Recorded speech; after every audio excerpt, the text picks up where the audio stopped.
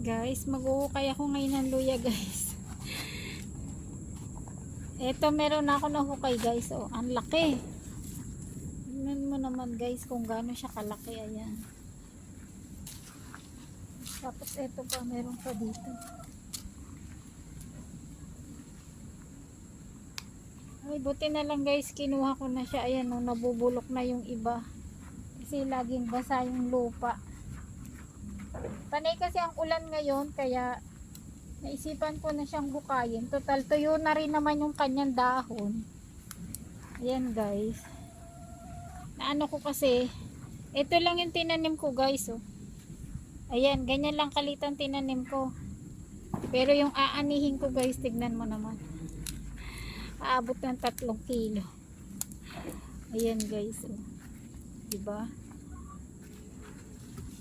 Ayan, ang ating luya.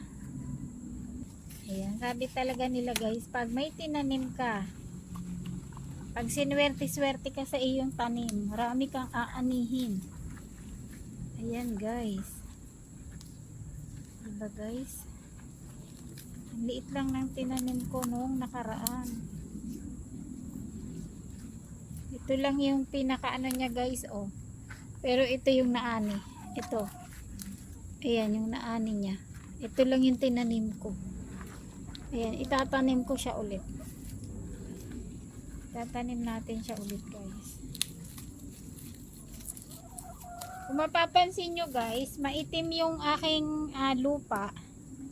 Kasi yan ay ano, ang ginagamit ko dyan guys ay yung waste na lupa. Yung mga pinagbulukan ng mga gulay, prutas, dahon ng mga ano, damo. Ayan guys, yan yung ginagamit ko, kaya maitim yung lupa. Kaya very matabat, malusog din yung lupa guys na pinagtaniman ko, kaya ganyan din kalalaki yung ating luya dahil mataba yung kanyang pinagtaniman. Ang laki nitong isa na to guys. Hindi siya basta nabubunot. Ayan.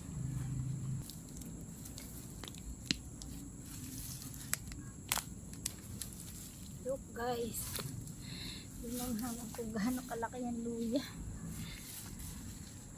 Diba? Ang laki.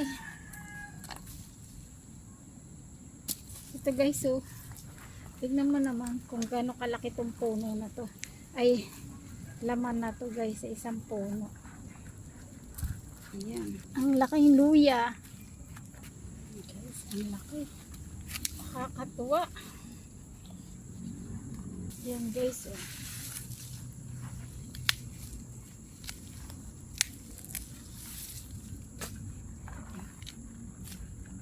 Lang ang itinanim, kapiraso lang ang itinanim, pero ang laki ng inani ko.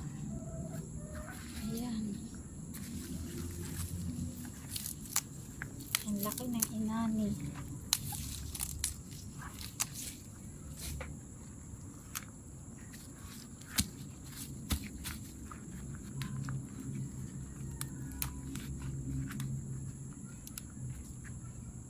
Ganyan kadami yung ating inaning luya.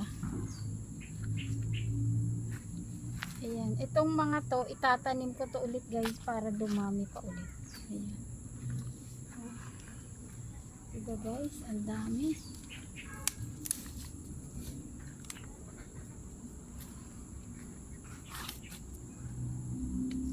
Ayan guys, so ang dami nila. Siguro nasa 2 kilo yan na ani kong luya. Mataba kasi yung lupa niya guys.